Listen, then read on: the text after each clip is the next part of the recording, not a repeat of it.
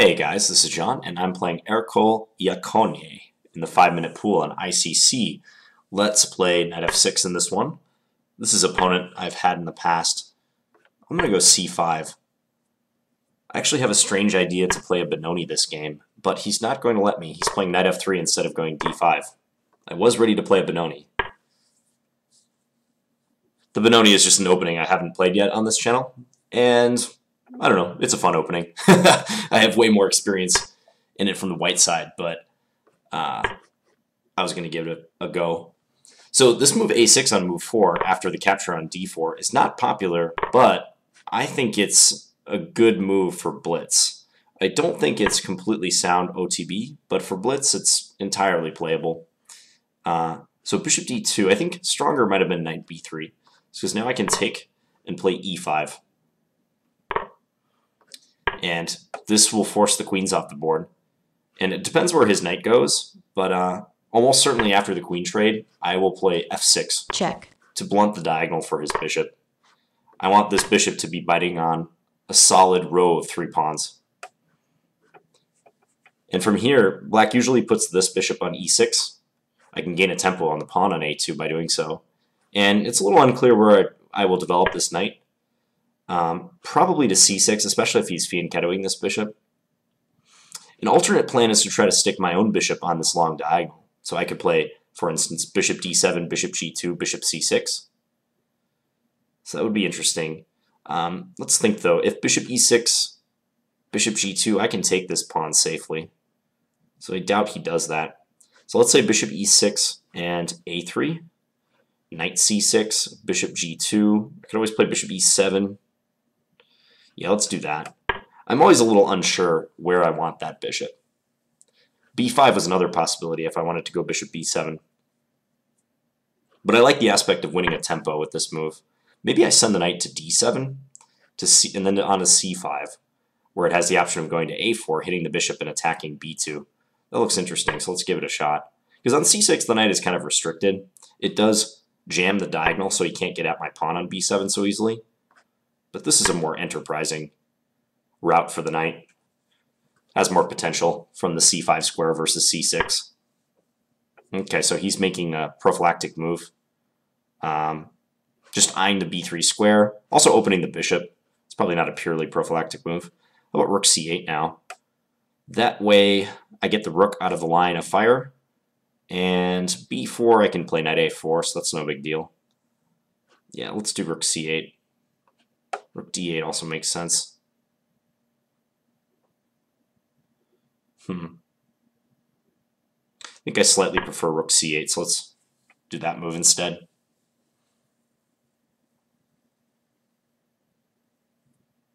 If the knights get traded, it's very likely the game will be close to equal. So let's say bishop e7, knight e4, for instance. Trade, trade. Yeah, it'll be close to equal. If b5, I can still play knight e4. Let's play bishop e7.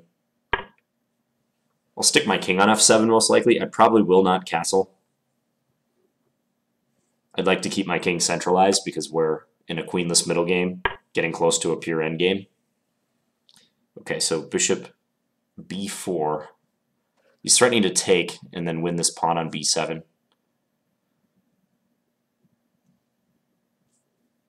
b5 would be natural. So let's do it. I'm curious if he'll take on c5 or not. If he takes on c5, I'll take with my bishop. And then if knight e4, I like the look of king e7 when I have a marginal advantage in the endgame. Okay, so let's park the king here. This is another aspect of playing f6 way back on move 10, as I gain a nice square for my king to come into without having to castle. He, on the other hand, pretty much had to castle to coordinate his rooks, whereas mine coordinate nicely because I could slide into that square. He didn't really have f3 available, by contrast. Okay, so if I take, is he just going to take and allow me to double isolate his pawns? Or is he actually going to play bishop takes e7 first? Guess we'll find out. He's going to let me double isolate them. But I see his point. He gains an attack on the a6 pawn. Hmm.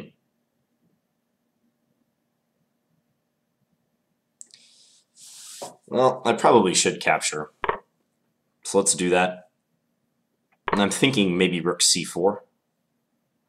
Rook c4, rook takes, pawn takes, rook a1, rook b8, rook takes a6, rook takes b4. Looks good. Let's do that. I'm down a full minute, so I'd like to play faster. If bishop b7, also I have rook b8. I'm not worried about losing the h7 pawn if I move my rook, because if bishop takes h7, I always might have the option of playing g6 to trap him. Now, if he takes, I also have the option of f5 too. That's interesting. Maybe f5 is a good move to throw in. Restricts his bishop. Yeah, let's do that. Let's play f5 prior to taking this pawn.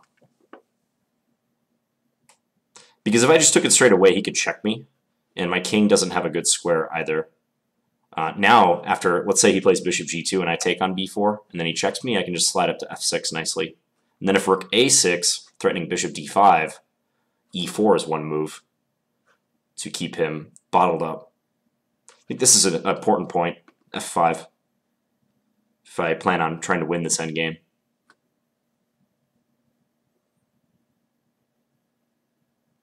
Yeah, I like my position. Check. The proximity of my king to the center. He's going to play bishop b7 or rook b7. Okay, that changes things. But I still have rook d8 or rook a8. Rook a8, he might have rook f7. Let's go here. I miss this idea of trying to interpose on b7. That's a nice one. But still I get good play. Maybe he should have played bishop b7. Still I would have had rook d8. We'll look at that after the game. So now I can get down to d2 and try to win this pawn. It actually depends where he puts his bishop. I mean, if bishop f1, then rook d1 becomes enticing. He has to block with his bishop, and then maybe f4 threatening bishop h3. Yeah, he has to be careful now. Where does he put his bishop? He pretty much has to go back to g2, actually. Oh, maybe not. Okay. Making a lot of bad assumptions this game. Okay. Let's hope that my c-pawn is better than his b-pawn. I think it will be. Although at this point, given that I've missed a couple things, I should probably stop saying I think. All right. Yeah, because now I can run my c-pawn, and I'll always be threatening to promote with check. Also, I have my rook in a good position to stop the pawn. Okay, what's up with this? This just looks really strong for me. He has big problems finding a good square for his bishop. Big problems. Okay, c2, he will play king g2. So I could throw in bishop d5 first. c2, king g2, bishop b3, b6.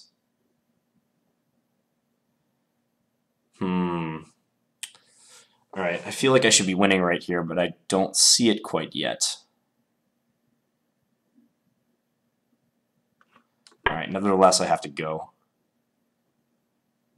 I have to go for it.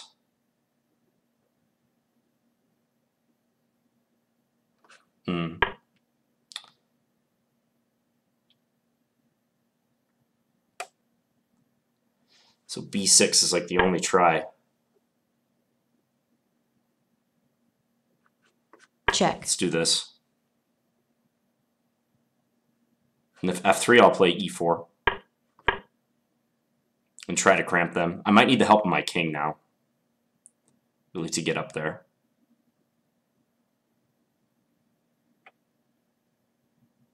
Maybe. This is getting strange. He doesn't have much time left. The position's much trickier for him. My pawn is one step closer to promoting. He's got to move now. He doesn't have any time. Check. Okay, this should lose. Because now I can take on b6. Rook f7 is no longer a threat. Let's just go here. Time warning. Let's go here, and then if bishop b3, I have rook a3. Yeah, he lost some time. But I think the position's losing. Bishop b3, rook a3, rook f7 does nothing. So he'd have to play like rook c3 or something, and then I can take on b3 and promote. Let's go back and have a look. So d4, knight f6, c4, c5. Yeah, and he played knight f3, so knight f3 is a decent move here to try to avoid theory. I mean, this move cannot be a bad move, but most people will tell you that black has a couple different ways to equalize. So take and take. e6, I think, is probably most common in this position.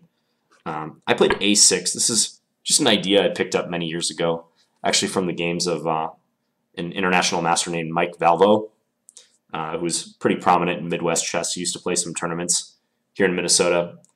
And he was also involved in early computer chess, by the way.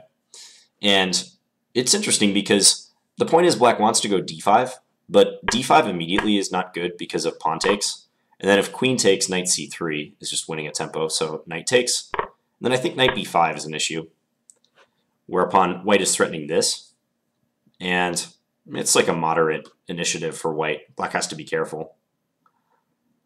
Computer doesn't seem to think it's that big of a deal. Maybe there's something else wrong with d5. C takes, knight takes, maybe just e4. At any rate, d5 immediately I don't think is as desirable as first covering the b5 square. So that's why I played a6. Knight c3 and d5. C takes, knight takes. Yeah, right here, I think white should withdraw the knight. And I suggested knight b3. I see the engine likes knight f3, but I have faced knight b3 before. And then after knight takes c3, queen takes d8, king takes, and then pawn takes. Apparently the computer thinks this is about equal. I've actually struggled on the black side of this position before because this bishop, the light square bishop for white, can be developed to g2 where it bears down on b7.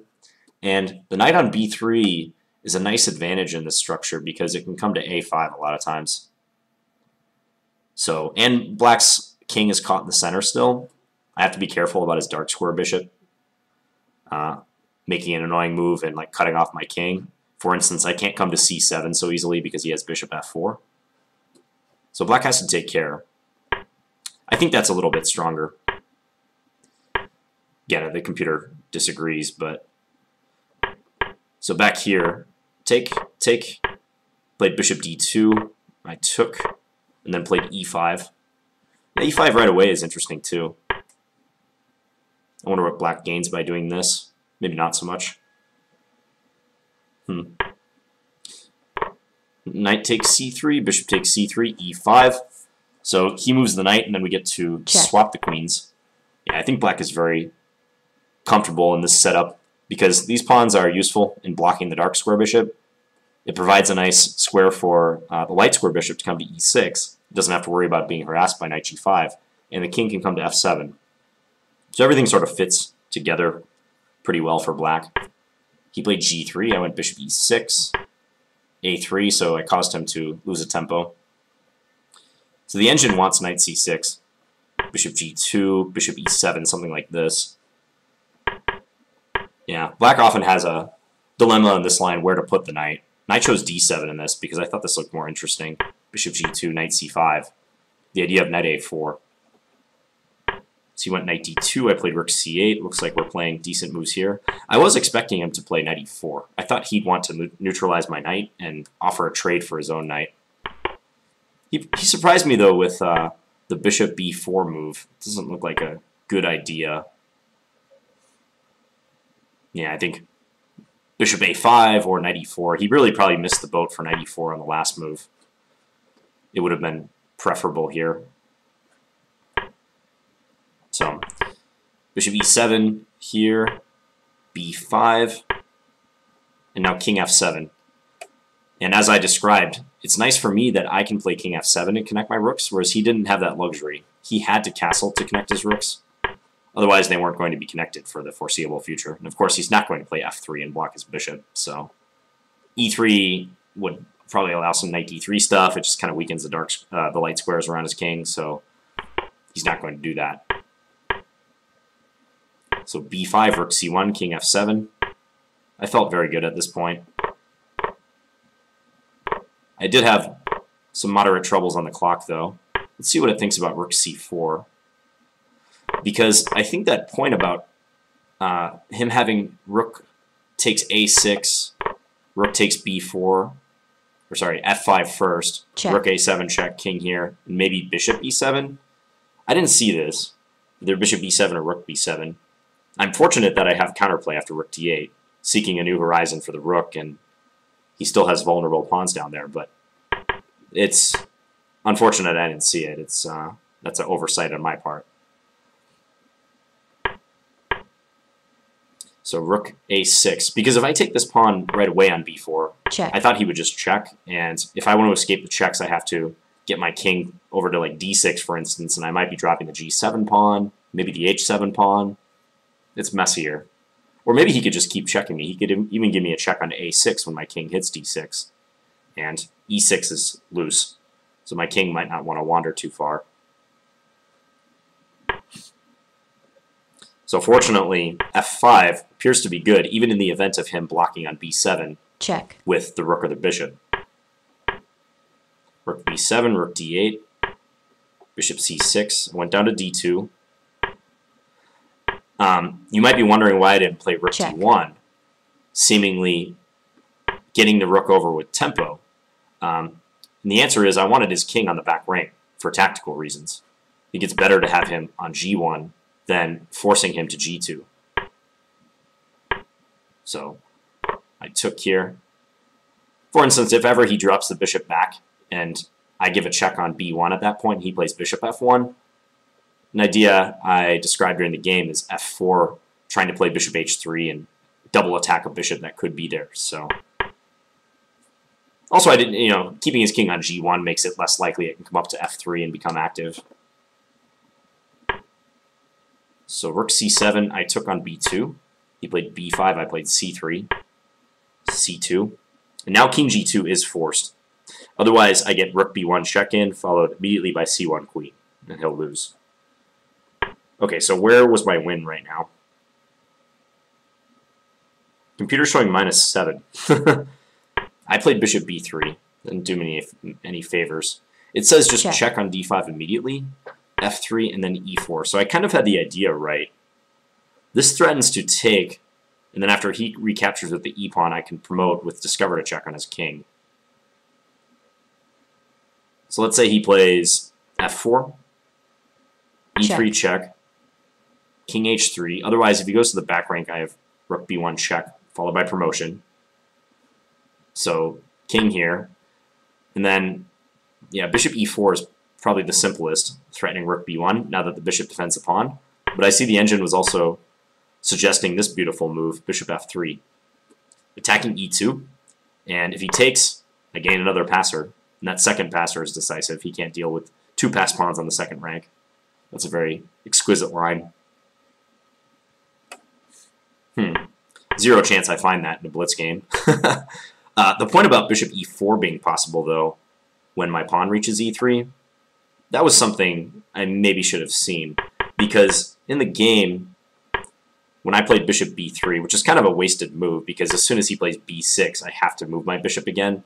Point being that rook b1 allows b7, and queening would just lose the game for me. Or, it would lose the game if I, after rook takes c1, took back, as he gets to promote. I'd have to bail out with bishop d5 check and then go take his pawn. So that's why bishop b3 was a waste of time, because at this point, after he advances b6, I just have to withdraw the bishop anyways, so my rook can prevent the advance of the pawn further. Okay, but it looks like e4 is very similar, even though I've lost a tempo. His pawn is on b6 compared to b5. But if he did this, for instance, it could be the same thing. e3 check, king here. I wonder if bishop e4 works again. It probably does. It's a little closer now, maybe. Bishop a4. So that if rook b1 take, it's probably still winning, though. Yeah, g5, creating threats against his king. Let's say he takes, and plays b7. I can take with a rook. Okay, because if he takes my rook, I queen immediately on c1. So he has trouble. Yeah, he might be in Zugzwang. almost is in Zugzwang. Interesting. So instead, he played the capture, but that just accelerates my idea. And I took on b6. I guess I could play rook b1. Even easier. Yeah, rook b1 threatening to promote. Then at b7, I come back and take with the rook, keeping the bishop anchoring the pawn on c2. Winning for black. And notice that rook f7 never really does anything. I have an escape route to e5, and his rook would have to come back to c7 regardless to stop the pawn. But for simplicity's sake, I just picked off the b6 pawn, and also he was way down on time. Yeah, and I think this final position is over. If the bishop strays from its current position, like say it goes back to e8, rook a1 threatening to promote is decisive because of king d2, rook d1 check, and c1 queen. And if bishop b3, rook a3, let's say he defends the bishop somehow, take, his rook's overloaded. He was trying to defend the bishop and also defend against the c-pawn promoting. Okay, yeah, so this is a good weapon, like I said. Certainly for faster time control games, a6. I don't know that I would play this over the board. I'd probably play something more solid like e6. And I have played e6 before in this position. Or g6. g6 is also good. Those of you who like, for instance, the black side of the Meraxi bind might not mind playing g6, anticipating knight c3, bishop g7, e4, and you're in a Meraxi. So, yeah, I hope you guys enjoyed this 5-minute game. And I will be back tomorrow with another 5-minute game. Thank you guys for watching. Talk to you later.